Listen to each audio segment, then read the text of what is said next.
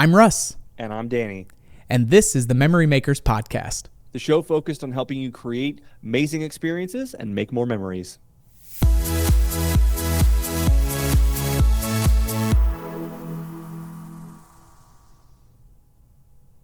Memory Makers Podcast. That's the new one. Yeah. So, for those watching and listening, Russ has a different version every time, and he doesn't tell me what it's going to sound like or feel like, and then we get into it, and I'm like, ooh, that's fun. Well, this one took inspiration from the brick behind me, because I was thinking, she's a brick house. Do do do. Good God Almighty. So I love that song. Tiff did not want it at our wedding, and I was befuddled by it. But I and like most things when we were planning the wedding, we were keeping the skis pointed downhill. I love the fact that we're 45 seconds in, and you've used the word befuddled, and that makes me feel very happy. You're welcome. Thank you. What you been up to, brother? I wanted to hit on before we get into today's topic, something really cool that happened a couple days ago. Is I was hiking out in the mountains near Vail with my wife, and we were in an area that was marked with it was like an active moose area, and so there were warning signs about what to do if you see a moose. Yeah. And we wanted to see one, right? And we've done many hikes in these areas that have them, but we've never actually seen one. I wanted to see one from a distance, not up close, because they can be very dangerous. And it finally happened. Nice. We were hiking, and we kind of came around this bend, and my wife was in front, and she's the first one to spot it. And she goes, moose, because we decided that was the word we're going to use. Like, don't try to explain it. Just say the word moose and stop. And I love that you guys have a plan. Like, of course you have a plan and like a whole contingency in place. I love it. Keep going. Sorry. Because we didn't think, oh my gosh, look over there. I think I see a moose. Yeah. We just want to say moose. That was the word, right? And so we stopped, and it was about 150 feet ahead on the trail. And we waited for a few minutes because we had no other choice. We weren't going to approach it. And then it was actually two moose, because there was another one right behind it, and then they Moosum? Moosies? Mises. Yes, two Mises. Got it. So they eventually kind of sauntered off into the woods, and we continued our hike. But I was really happy that I finally saw a moose, and from a safe distance. Yeah, that's a win-win right there. Kudos. So Vail was splendid and lovely, and all of the beautiful scenes, and love that. Oh, very lovely indeed. Well, speaking of lovely indeed, let's talk about how we can help increase some business here. Yeah, that's today's topic. So, we're going to go over some really super practical ways that everyone can grow their business, because everyone wants to grow their business. I've never met anyone who's like, yeah, I want my business to be smaller, right? It's about growth, profitable growth. But what happens is sometimes as owners and leaders, we can overcomplicate the process. Now, according to Jay Abraham, who's a business consultant and an author who's written several books, there are 3 ways to grow a business. That's it, just 3. And today we're going to review each of those 3 and how they apply to family entertainment centers and location-based entertainment venues, so that you can take these tools, simplify your approach, and make huge growth within your business. So Russ, I'm going to pass it off to you to hit on the first method. You got it. So we start off with increasing the number of folks coming to your center, right? Getting more customers in the door. And this is all about getting, acquiring these new customers, and so that we have more people that are exposed to it.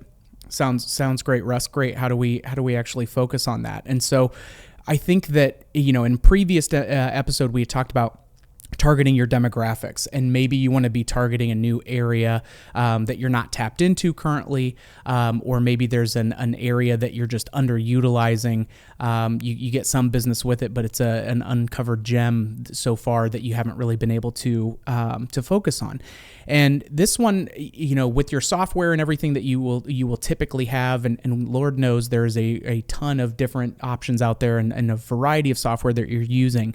But even if you don't have perfect crystal data that's super drilled in, but you have some basic rudimentary metrics to be able to count, that's fine, because if that's what you're comparing it against, you can still see what measured increase is. And then as you get more data, you can start putting that to work for you.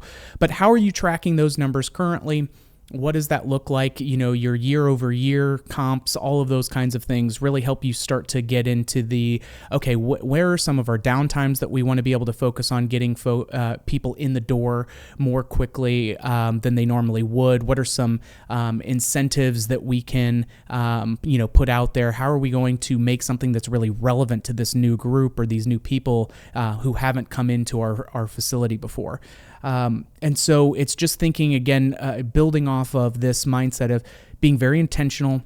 What do we want to accomplish? We want to accomplish more of this group of people to be coming here. Great. How are we going to find them? How are we going to speak their language to them so that way they see that we're in alignment with them. We're something that they want to have, and then actually getting them to take action on that. So, being mindful and building off of these foundations in previous episodes that we talked about, that really starts to lend a good areas of opportunity for you to focus on for new people coming in the door. Now, you mentioned all about new people coming in the door, and method number 2 is what happens once they're in the door. And this is all about increasing the average transaction value. And really the other term for this in our industry is per cap spending, right?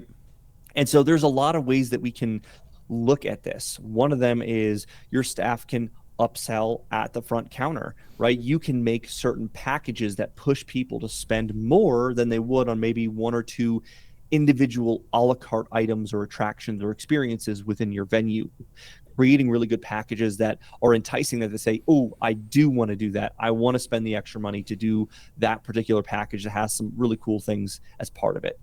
Another way also is to leverage kiosks. There are a lot of different, swipe card manufacturers that have these different kiosks that allow you to, you're able to kind of self-serve in a way with your own arcade cards, but you can also do this with other attractions and other pieces that are within the facility so that you can provide the ability for customers to pay themselves and remove some of that friction while still providing that human experience if they want to go talk to somebody at the front counter or purchase anything there. Another item too is that increasing or improving your food and beverage offerings, right? Because if we can find ways to deliver food that people want to eat, that is huge. When we go back in time and we think about what family entertainment centers were when it came to food and beverage offerings 10 to 15 years ago, it was much more of the concession stand, snack shack type of vibe.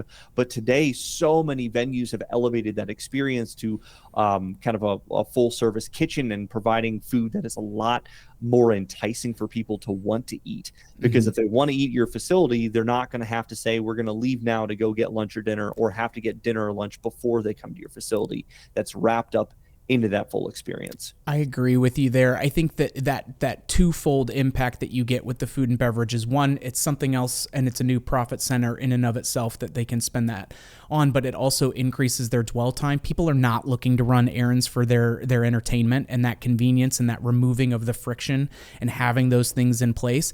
And I would say you'd get a pretty consistent consensus from the consultants, and there's a fun alliteration for you, is that getting their input and their insights, upping your food and beverage game in the large scheme of things, while adds to your operations a little bit, the profitability that comes from that and doing average or mediocre food versus spending a little, a fractional increase to be able to get the higher quality elements and better presentation, the massive jump that you start to get in what you can be charging for that food as well.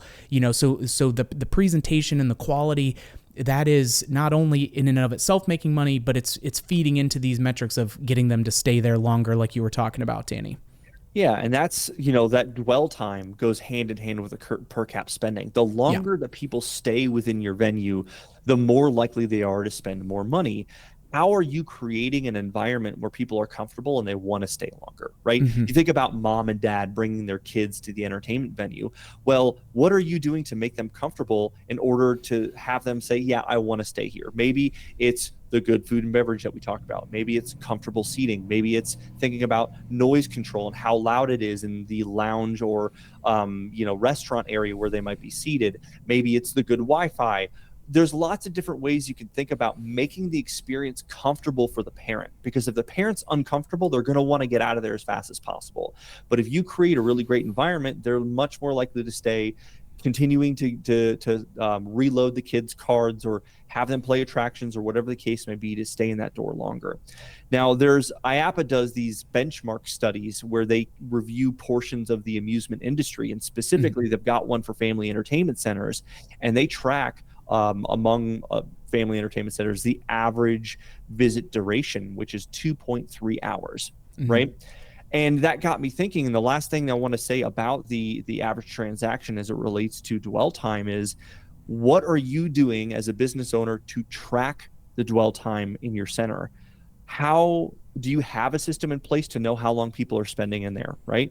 And if you do, how can you take that one step further to know not only how long are people staying in your center, but how much time are they spending in different areas of your center? If you've got multiple attractions like bowling and laser tag and arcade and high ropes course and maybe a couple other things, how can you track the amount of time that people are spending in different areas to be able to use that data, which you're going to hit on in the next point, in order to kind of remarket to customers? So that's the last point there.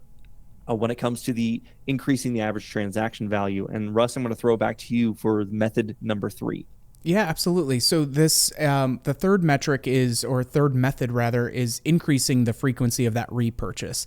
And so there are a couple of different ways that you can have this, right? If it's something, if you're in the blessed, position to have so many attractions where, we've got 60,000 square feet and they can do go-karts and arcade one time and they can come back and do laser tag and escape rooms another, like that's all well and good if you have a big enough space to be able to do it. But we also need to be thinking of hey, what are our core, fan favorites that, that we have, and how do we know what pieces that we're offering are relevant to those different guests in order to get them to come back at a time that they otherwise wouldn't.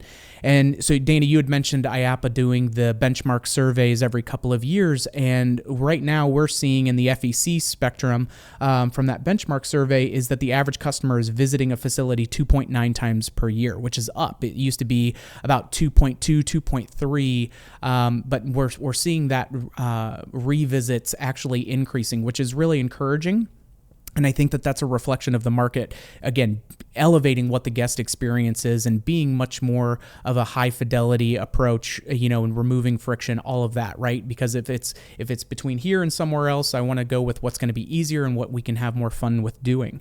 And so that is a really important one for you guys to pay attention to as operators, as well as, do we have a way to track how many times our guests are coming? Because the surveys are great, but again, averages only tell us so much of a story. We want to make sure that we're really honing in, because our number may need to be higher than that, based on just the overall population density that we have. We may need people to be coming back 5 times. How do we bundle and package and price things appropriately for that? But ultimately, it really comes down to, we put a lot of effort into collecting guest data these days, whether it's from Wi-Fi logins or waivers, your customer CRM, your previous party bookings, all of these different things. But what are we actually doing with this information? And are we sending them content that's relevant to what they actually like? So, Danny, you had just touched on, where are they spending their time and how much time are they doing in those areas? Because if I'm just blasting out my general newsletter-esque kind of one-size-fits-all content, that's not going to do anything for, if I'm sending out stuff around, gift cards or redemption counter, new prizes, and, arcade kind of focused things, that's not going to do anything for my guy that just comes in and does pizza and bowling.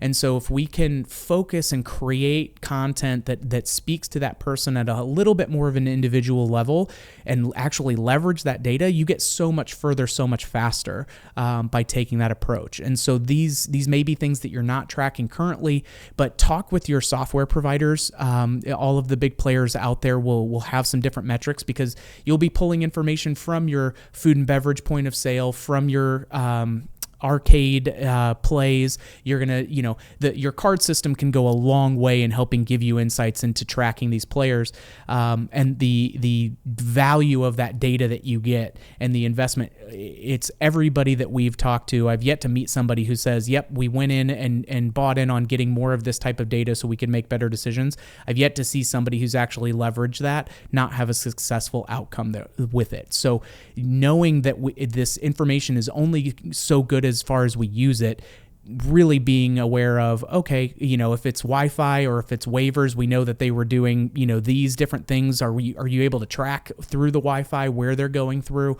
All of these things can sound complicated and intimidating, but there are very straightforward systems that you can add into your mix to make that very real actuality of okay, now we can really start to hone in this content and speak to our guests at an individual level, get them in on a Thursday that they weren't planning on doing. Maybe it helps us say, ooh, there's an opportunity here for us to create a social opportunity or a meetup group or other things like that. It just helps you start to uncover where future opportunities are.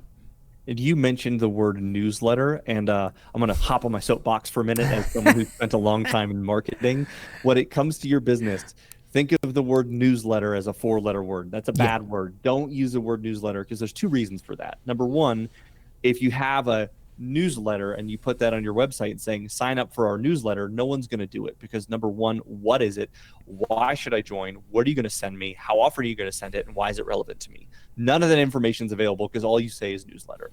Then the other problem is whether or not people are signing up for it or you're using your other data to send that is it's just the same information to your entire list. And like you had mentioned before, being able to target very specifically who you're sending to, what you're sending to who and when is important so that you're not just blasting out to everyone all at once and sending information that is not relevant to 80% of your list. You can kind of bucket it down and find really interesting ways to re-engage that audience. So I did want to mention that. Now, and you just don't want to be white noise to this is a person you're trying to get to pay attention to you more. So it needs to be something that they're actually going to pay attention to, and it has to be relevant for them, and they have to see themselves, excited about doing that. So these should be opportunities to highlight fun and service, right? And just ease and entertainment, and not just the general blast out piece. I think that's going to be a hard one to shake for folks that, aren't in a position where they feel comfortable taking that challenge on. But this is one where you just don't want to get left behind, and this is a big tidal wave of momentum that will help propel you forward.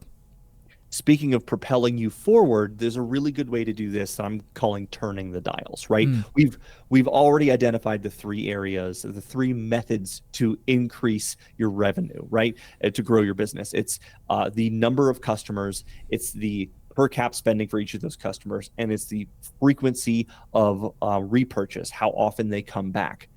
If you take each of those areas and increase them by 10%, it turns into a 33% increase in revenue, which sounds wild, like 10, 10, 10 equals 33. And I like to share that for a couple reasons. One, we sometimes think, oh, if I need to have these big results in my business, I need to make drastic, giant increases or huge changes. But really, it comes down to making these small little tweaks and turning the dials in multiple areas that compound together to create the huge results, right? There's a quote that I really like. Ordinary things done consistently produce extraordinary results. Mm-hmm. And that's really what this is all about. We don't need to make these giant, huge changes. Now we know, okay, we've simplified. We've taken the idea of growing my business and simplified it into 3 methods.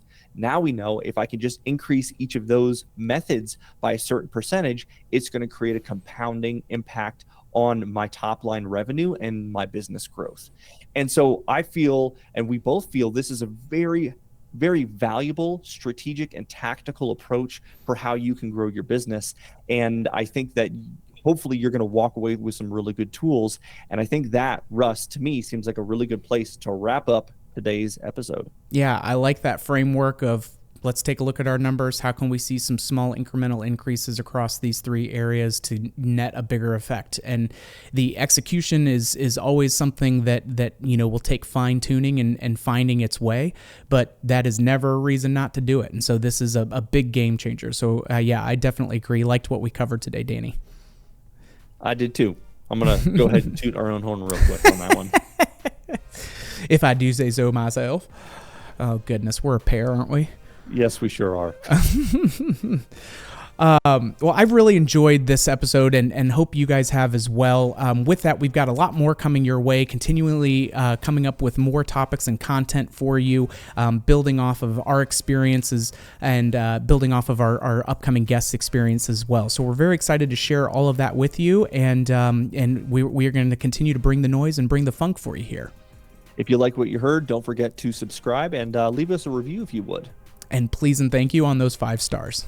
If you've got any ideas for future episodes for topics or guests, shoot us a message on any of our social media platforms. We would love to hear from you.